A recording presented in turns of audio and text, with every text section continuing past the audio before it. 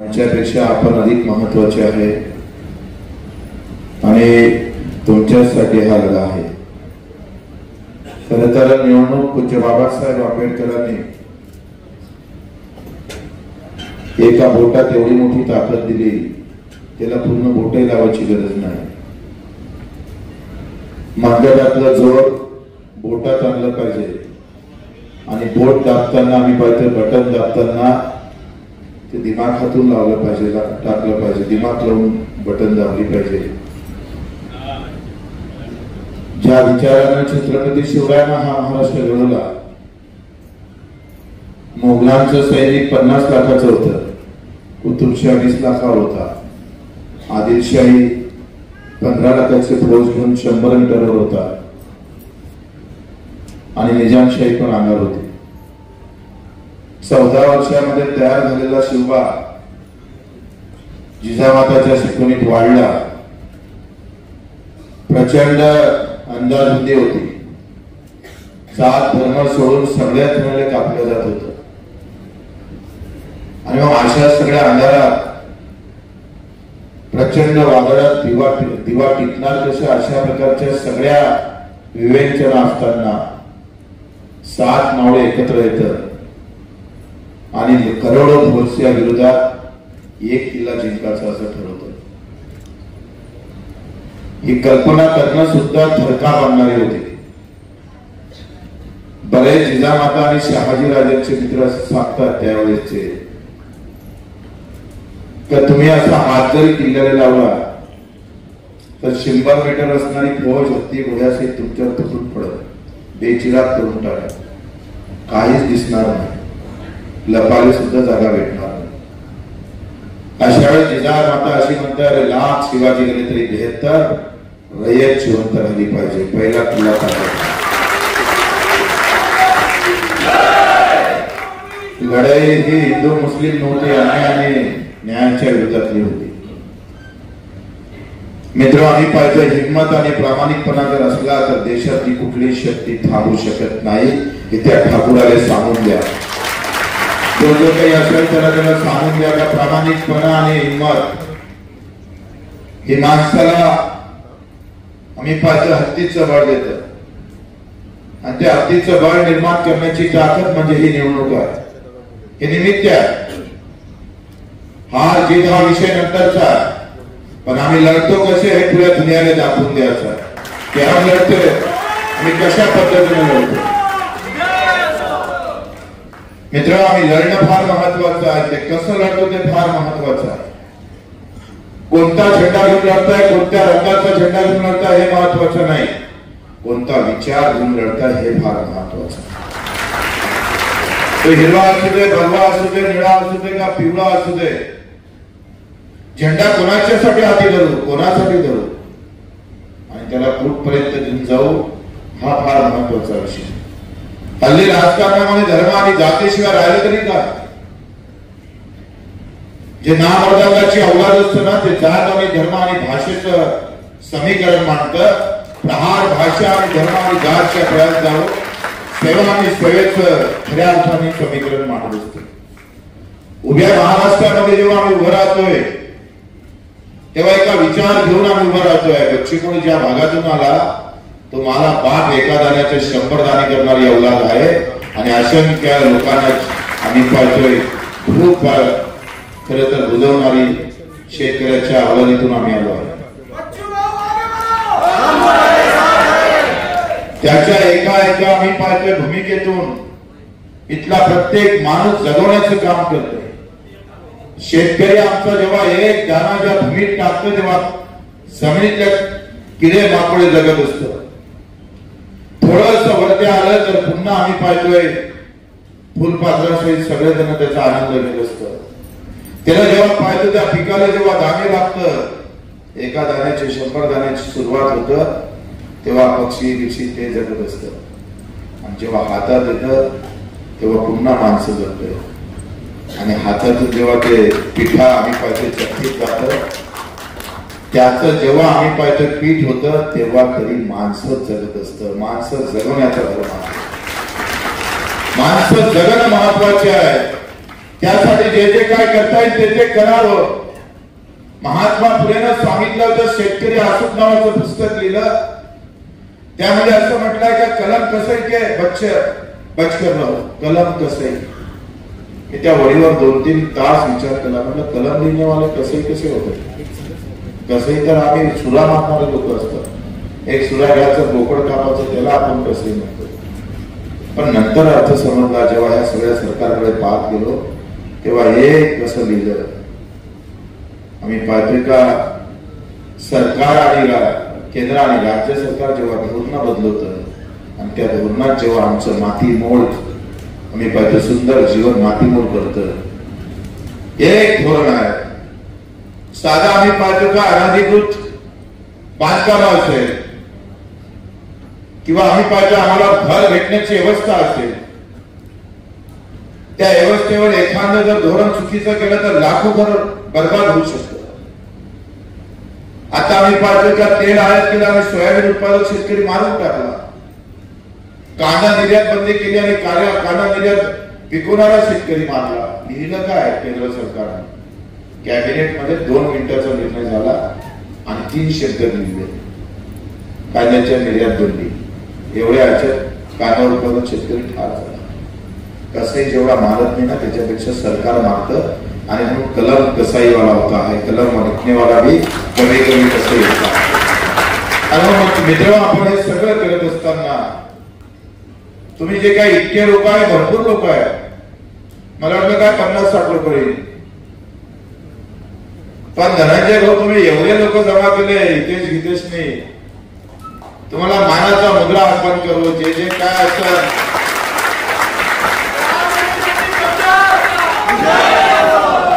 ते बाजी व्हा, तानाजी व्हा. आला टाइम तर भगतसिंग डोक्यात घ्यायला, राजगुरू डोक्यात घ्या. 24व्या वर्षी भगतसिंग आम्ही पाहतोय हसत हसत फासावर जात. आम्हाला फासावर जायची गरज नाही, फक्त खंबीरपणे उभं राहण्याची गरज आहे. तेवढं जर तुम्ही केलं तर निवडणूक हाती आल्याशिवाय राहणार नाही. मुंबई ही देशाची आम्ही पाहतोय का आर्थिक राजधानी असणाऱ्या जवळ असणाऱ्या वसई शहरामध्ये अजूनही पिण्याचं पाणी भेटत नसत. ठाकूर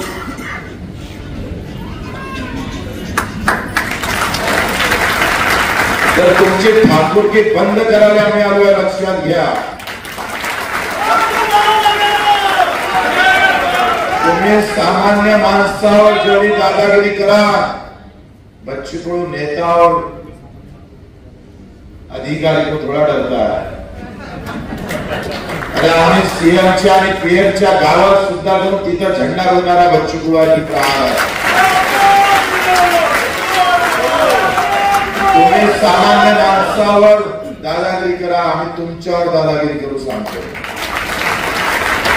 सामान्य माणसाला त्रास देईल त्याच्यासाठी काही पण आणि कुठे पण 350 गुन्हे दाखल बच्चू कडूवर. देशातल्या सगळ्यात जास्त गुन्हे दाखल असणारा एकमेव आमदार म्हणजे त्याचं नाव बच्चू आहे. गर्वाण्याच्यासाठी सांगतोय का एकही गुन्हा स्वतःसाठी नाही, आमच्या दिव्यांग बांधवासाठी, शेतकऱ्यासाठी एकही गुन्हा स्वतःसाठी. जेव्हा आमचा सामाजिक न्याय मंत्री राम मोघे जिया करून काढत होता, आम्ही घरात बसलो आणि 4 दिवस मुक्कामी होतो. हे आमचे नाईक आमच्या रामदास कोटा इथे 4 दिवस मंत्री घराच्या बाहेर आणि मंत्र्याच्या घरी. दिवसाला येतो म्हटलं आता 1 तासाला जर आले नाही तर तुमच्या घरात दिसल्याशिवाय राहणार नाही. सामान्य माणसाचा आवाज विधानसभेमध्ये आम्ही कधी कमी पडू दिला नाही. जेव्हा जेव्हा सामान्य माणसाच्या विरोधात सरकार उभं राहिलं तेव्हा एकटा होता, पण आम्ही पाहतोय सौ को भारी था बच्चू. विधानसभेमध्ये जेव्हा आम्ही उभं राहतो तेव्हा चिरफाड करण्याचं काम करतो. तुमचे 3 आमदार आहेत आणि एकही आम्ही पाहतो 3ही आमदारांनी एकही गोष्ट त्या विधानसभेत साधी मांडली तरी असेल ना तर आम्ही काही हरवले तयार आहोत. मित्रांनो, सामान्य माणसाच्या प्रतीच्या भावना त्या फार महत्वाच्या आहेत. श्रीकृष्णानं म्हटलं होतं का सेवा धर्म भाव से भी बड़ा होता है सेवा भाव. अगर समाज के बीच में अगर सेवा नहीं है तो फिर कोई अर्थ नहीं है धर्म से। माँ और बेटे के बीच अगर सेवा नहीं तो वो रिश्ता भी टिक नहीं सकता। सेवा बहुत महत्वपूर्ण होता है। और मतदार और विधायक के बीच में अगर सेवा नहीं है तो वो राजनीति में कोई फायदा नहीं है। श्री कृष्णाने जे सांगितलं धर्मभावापेक्षा सेवाभाव महत्वाचा आहे। पैगंबरने सांगितलं, मोहम्मद पैगंबरजीने सांगितलं कि पड़ोसी अगर भूखा है तो 10 नमाज पढ़ने से कुछ फायदा नहीं होगा, पहले पड़ोसी ने जो घाला त्याचं भूक बुजवा। ही अशी भूमी आहे। तुकाराम म्हणतात जे का रंगले गाजले त्यासी म्हणे जो आपुले तोची साधू ओळखावा देव त्यासी जाणावा। म्हणून आमचा नेता दिल्ली मुंबईत नाही तर आमचा नेता इथं बसलेला आहे, याला आम्ही नेता समजतोय। तुम्ही म्हणाल तेव्हा उठू, तुम्ही म्हणाल तेव्हा बसू, कोणता नेता आम्हाला थांबू शकत नाही, लक्षात घ्या। आणि म्हणून ही लढाई या निवडणुकीच्या माध्यमातून जोरदार लढायची आहे। धनंजय नावासारखा एक चांगला सेनापती आम्हाला भेटला आहे, सच्चा कार्यकर्ता भेटला आहे। त्याच्या जोडीला आम्ही पाहतोय हितेश आहे, त्याचे मित्र आहे। क्रांती भाऊ सगळ्या काही 2000-3000 लोक मिळून केले नाही। बाबासाहेब एकटे उभे राहिले, क्रांती तयार झाली। महात्मा ज्योतिबा उभे राहिले, आम्ही पाहतोय सावित्री उभी झाली। तेव्हा आम्ही पाहतोय महिलांच्या हाती पेन आणि कागद गेला, हे एकानंच केलं। जिजामाता आणि छत्रपतीने उभं राहिलं, रयतेचं राज्य निर्माण केलं। एक किल्ला घेताना आम्ही पाहतोय दानोदान झाले असले तर 350 किल्ले आम्ही पाहतोय 30 वर्षात बांधणी केले। हा महाराष्ट्राचा इतिहास आहे, म्हणून घाबरून जायची काही गरज नाही। आणि आपल्याकडून अपेक्षा त्याच कधी मोठी सभा घेताना आली तरी तुमच्यावर आमचा विश्वास आहे। तुम्ही आम्ही पाहतोय एक सौको भारी आहे, तुमच्या माध्यमातून जो तयार होईल ना भाऊ, तो या मातीचं रक्षण केल्याशिवाय राहणार नाही। आमच्या सामान्य माणसाला खऱ्या अर्थानं ताकद दिल्याशिवाय राहणार नाही। मित्रांनो, ही लढाई लढताना आता मला सांगितलं धनंजयनं का एका टँकरसाठी एका सोसायटीला पाण्यासाठी 70-80 लाख द्यावं लागतं। ते ग्लोबल सोसायटी असते की अनेक 50% शहराला पाणी आपण टँकरमध्ये देतो। मी तर ऐकूनच हैराण झालो। आदिवासी भागात गडचिरोली त्या भागात म्हटलं असतं तर मान्य केलं असतं, पण देशाची आर्थिक राजधानी असणाऱ्या 100 किलोमीटरच्या आत असणाऱ्या वसई विरारला जर आम्ही टँकरनं पाणी द्यायची गरज असेल तर हे मात्र गंभीर आहे। आणि धनंजय भाऊंना अतिशय चांगला तोडगा काढला आहे। आम्ही ह्या सगळ्या यातलं खास करून गोवर्धन सोसायटी आहे त्याला 3 महिन्याच्या पाणी देऊन नाही भेटलं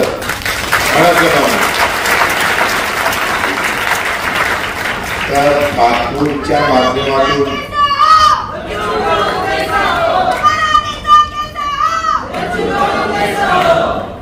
ठाकूरच्या हॉटेलला किंवा इस्टेटला जे पाणी जाते ते कनेक्शन तोडल्याशिवाय राहणार। आम्हाला पाणी नाही तर तुझ्या पाणी नाही,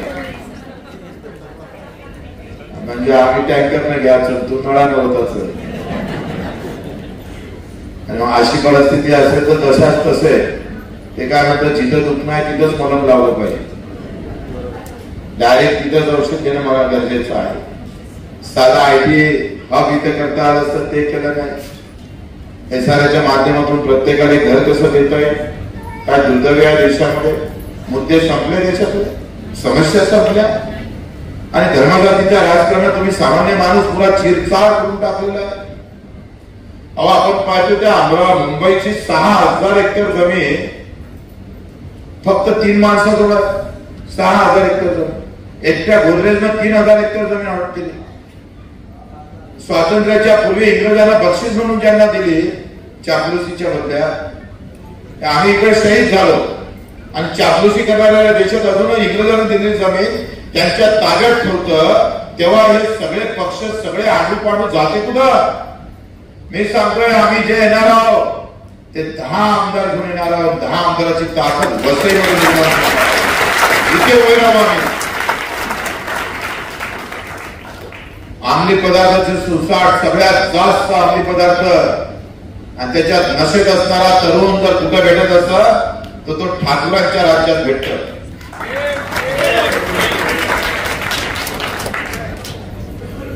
तुम्हाला मत मागताना लाज नाही वाटत का? कारण याच्यापैकी काही जर करत नसाल तर आम्ही पाहतोय नशामुक्त तरुणांची फौज सुद्धा आम्हाला उभी करावी लागेल. जी फक्त निवडणुकीसाठी आम्ही पाहतोय, वापरून आम्ही पाहतोय स्वतःचं भलं करण्याचं काम करत असणार, तर या सगळ्याच्या विरोधात आपल्याला उभं राहावं लागेल. मित्र, सांगण्याजोगतं भरपूर आहे, समस्या भरपूर आहे, पण आम्ही सांगतोय आम्ही जिंकणार तर नक्कीच आहोत. मला तुमच्या चेहऱ्यावर लक्ष देऊन आलं. तुम्ही जबरदस्तीने आलेले नाही आहे, तुम्ही फोन करूनही आलेले नाही आहे. म्हणजे कधी कधी उमेदवारासाठी जनता येतं, म्हणजे उमेदवारासाठी आपण पाहतोय का जबरदस्तीचा सौदा असते, 10 लागते घरी उभा राहायला, अशा पद्धतीने असतं. पण तुम्हीच उमेदवाराला उभं केलं हे तुमच्या चेहऱ्यावर. हा पहिला विजय तर आपण मानलाच आहे. हा पहिला विजय आमचा.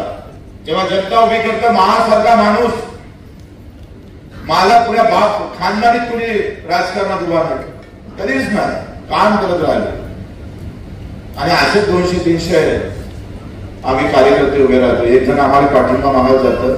माझ्यातला अतिशय खेळूत माणूस, अतिशय नासमजदार, म्हणजे राजकारणाचं काही येत नसणारा एक कार्यकर्ता, तो सहज म्हणतो, बच्चू हो या आपल्याला पाठिंबा मागायला येतो, बच्चू आपणच उभं राहू.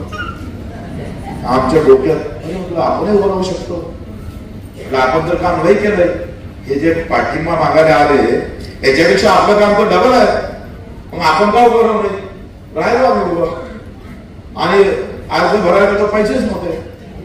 वापस आलो, बातमी झाली, पेपरवर नेहमी बातम्या छापल्या, चांगल्या बातम्या कमी छापल्या, कारण वापस आला हे बातमी केली. आणि बातमी केली तर काय झाली, एक असा उमेदवार बघा पैशाने वापस गेला, अर्ज भरला नाही, लोकांना माहीत झालं. आणि लोकांना दुसऱ्या दिवशी राम लावले त्याच्यासोबत 45,000 रुपये जमा झाले. इथून 20 वर्ष त्याच्या तिसऱ्या दिवशी अर्ज भरायला गेलो तेव्हा 5,000 लोक सोबत. मित्र, काम बोललं पाहिजे. कर बोला तो होऊंगा बुरा, और कर बुरा तो होऊंगा बुरा. आता काही लोकांची पायरी भरली असेल, नावात धनंजय आहे पण धन नाहीये. पण सामान्य माणसात मन असणारा माणूस,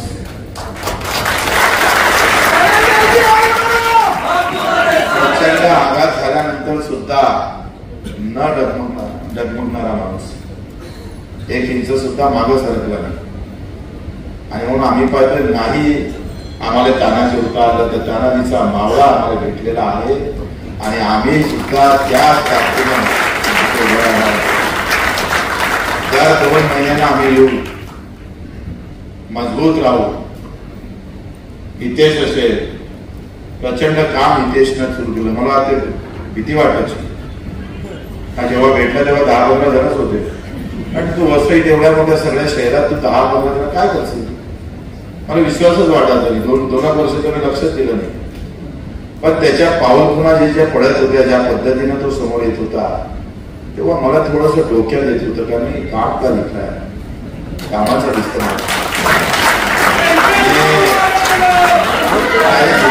काम वाढवलं. कसं आहे, ज्याच्याजवळ पैसा आहे तो दान करताना ते फार महत्वाचं नाही, पण पैसा नसताना दान करणारी माणसं डोक्यात राहतो, लक्षात.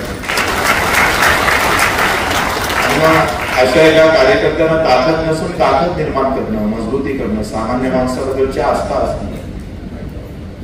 आणि त्या हितेशच्या माध्यमातून आता खरं तर मला वाटते ही निवडणूक फार सोपी जाईल आणि अतिशय चांगल्या मजबूतीनं आपण हे लढू. आणि आम्ही पाहिजे का एक पायाभरणी करणारा वाटत मजबूतीनं, पूर्ण विश्वास आहे. कसं होतं की 25 वर्ष फक्त चेहरा ओळखतोय, चेहऱ्यावरचे त्याच्या मनातून आलेले बोल आणि फक्त तोंडातले बोल आम्हाला समजतात. एवढी चांगली जोडी आहे जय और विरू की.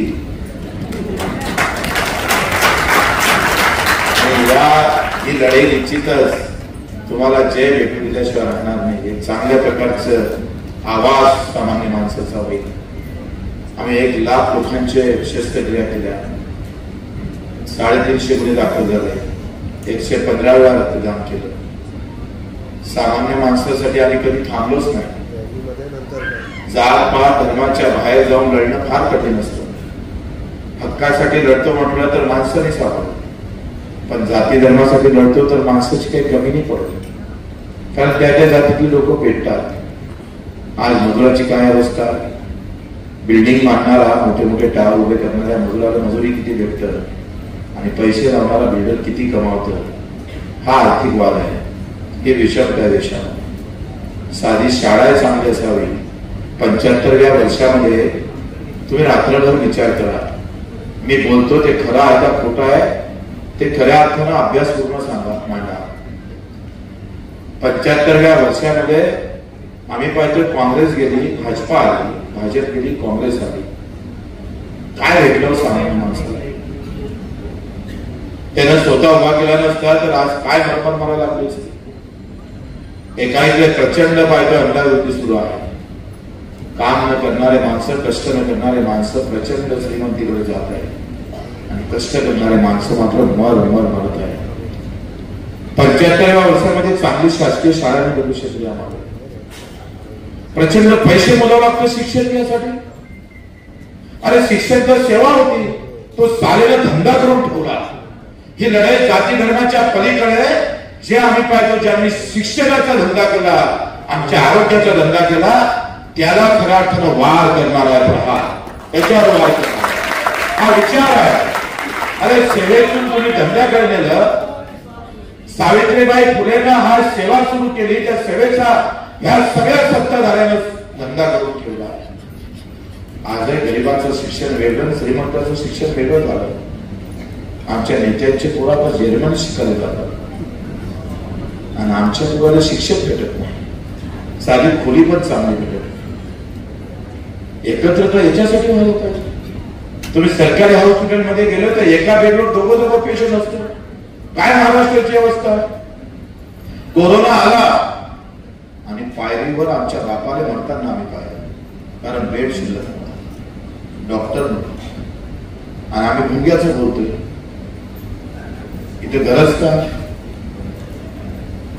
गरज काय आमची? एका गावात जर 10 मंदिर झाले असेल, पुन्हा 11 मानत असेल तर ती गरज थोडी आहे देशाची. एका गावात जर 10 मस्जिदी असेल, पुन्हा 12वी आपण एवढी करत असेल तर ही गरज देशाची नाही आहे. मित्र, जेव्हा आम्ही अतिशय गोरगरीब लोकांमध्ये जातो, फिरतो, तेव्हा त्यांच्या ज्या काही समस्या, साधं शिक्षण चांगलं नाही भेटावं, पैशाशिवाय चांगलं शिक्षण भेटत नाही. ही जर 75व्या वर्षामध्ये व्यवस्था राहत असेल तर तुम्ही आम्हाला धर्म कोणता सांगताय? रंगाचा धर्म सांगता का? हा धर्म आहे तुमचा? याला अर्थ याचा धर्म, तुम्हाला तुमच्या मतलबाचा धर्म तुम्ही सांगताय. खरा धर्म आम्ही पाहतोय तो लोकांपर्यंत आज आहे.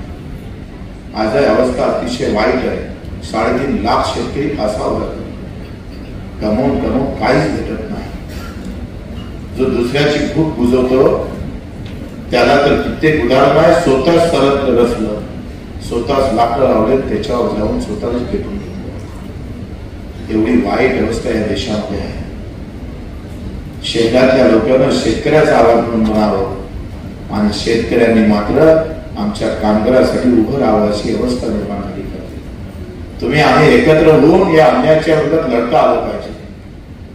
ज्यांच्या मंडळात जोर नाही ते दहाडा तुम्हाला जात आणि धर्म सांगत, हिंदी आणि मराठी भाषिक असा वाद निर्माण करत.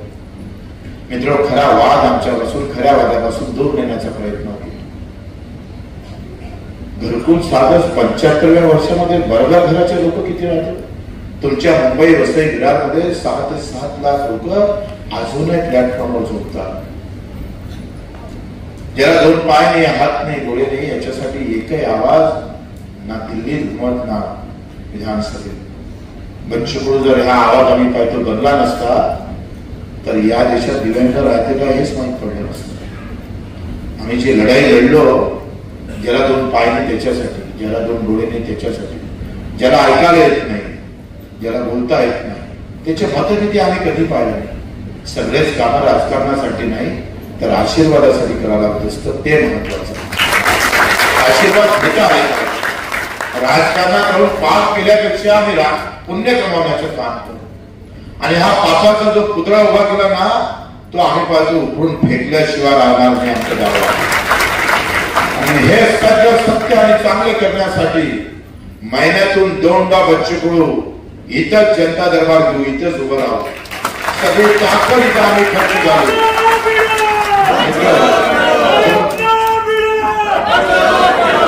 तुमच्या ताकदीची गरज आहे, आशीर्वादाची गरज आहे. जे जे काय असेल त्यांनी एकत्र हो. मी पाहतो परिनिवडणूक मी हारलो आणि 8 दिवस कार्यकर्ता घरी गेला, रडत होता.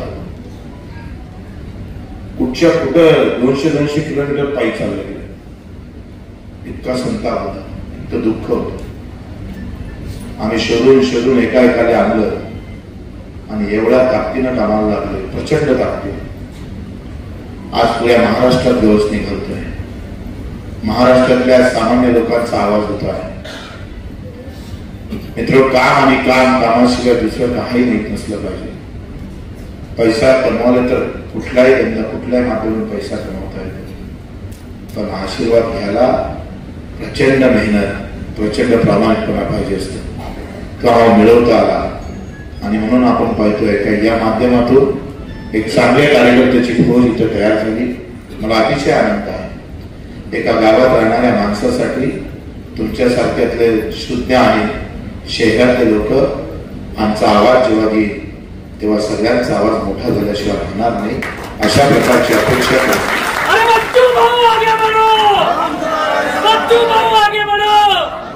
योगायोगानं बॅट चिन्ह आहे. हे सचिन तेंडुलकरची बॅट नाही, हे शेतकऱ्याची आहे, मजुराची आहे, ही सामान्य माणसाची आहे. ही अन्यायाच्या विरोधात पुन्हा बॅट. हा फक्त चेंडूच मारायचा नाही आहे, जे आडवे येईल त्यालाही ठोकायचा आहे. आणि योगायोगानं 5वा नंबर आहे आणि मलाही 5वाच नंबर आहे. आम्ही ठरवलं नो बॉलवर चौका मारायचा आहे, म्हणजे आउट पण होणार नाही आणि रन पण काढू. आणि म्हणून आपल्या सगळ्यांना आमचं पाटील सगळ्यांचा मी आभार मानतो.